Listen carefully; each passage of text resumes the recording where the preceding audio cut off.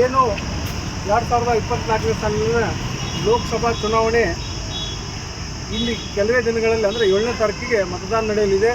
ನಾನು ಸಮಸ್ತ ಎಲ್ಲ ಹಿಂದೂ ಸಂಘಟನೆಯ ಕಾರ್ಯಕರ್ತರಿಗೆ ಹೇಳೋದಿಷ್ಟೇ, ನಾವು ನಮ್ಮ ಮನೆ ಮೇಲೆ ಧ್ವಜ ಹಾರಿಸೋಳಗೆ ಊರು ತುಂಬ ಅಡ್ಡಾಡಿ ಹೇಳ್ತೀವಿ.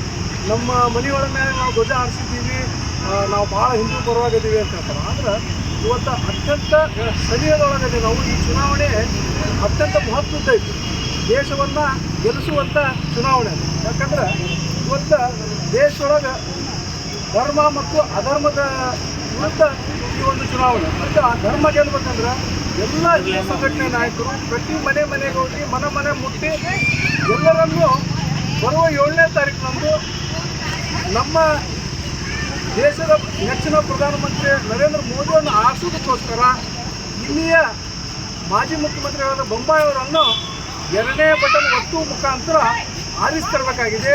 ಅದಕ್ಕೆ ನಮ್ಮ ಎಲ್ಲ ಹಿಂದೂ ಸಂಘಟನೆ ಕಾರ್ಯಕರ್ತರು ವಿನಂತಿ ಮಾಡ್ಕೋದಿಷ್ಟೇ, ತಾವು ಮಾತಾಡೋದನ್ನು ಬಂದ್ ಮಾಡಿ, ಸುಮ್ಮನೆ ಫೇಸ್ಬುಕ್ ವಾಟ್ಸಪ್ದಾಗ ಹೇಳೋದು ಬಂದ್ ಮಾಡಿ, ಪ್ರತಿ ಮನೆಗೂ ಮತ್ತು ಮನಕ್ಕೆ ಮುಟ್ಟುವ ಹಾಗೆ ತಾವು ಪ್ರಚಾರ ಮಾಡಬೇಕು.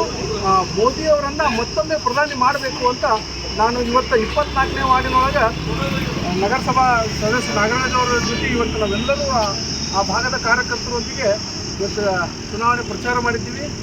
ಪ್ರಚಾರ ಅತ್ಯಂತ ಯಶಸ್ವಿ, ಒಳ್ಳೆಯ ಕಾರ್ಯಕರ್ತರು ಪಡೆಯೊಂದಿಗೆ ನಾವೆಲ್ಲರೂ ಮಾಡಿದ್ವಿ. ಇವತ್ತು ನಮ್ಮ ಜೊತೆ JDSನ ಪ್ರಫುಲ್ ಪುಣಕರವರು ಕೂಡ ನಮ್ಮೊಟ್ಟಿಗಿದ್ದು, ಹೀಗಾಗಿ ಒಳ್ಳೆಯ ಒಂದು ಪ್ರಚಾರ ಕಾರ್ಯವನ್ನು ಇವತ್ತು ನಾವು ಮಾಡಿದ್ದೀವಿ.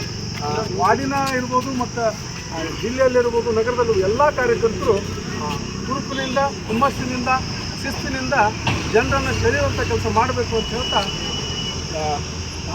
ಮೋದಿ ಗೆಲ್ಲಿಸಿ ಭಾರತ ಉಳಿಸಿ ಅನ್ನೋ ಅಭಿಯಾನಕ್ಕೆ ನಾವು ಇವತ್ತಿನಿಂದ ಚಾಲನೆ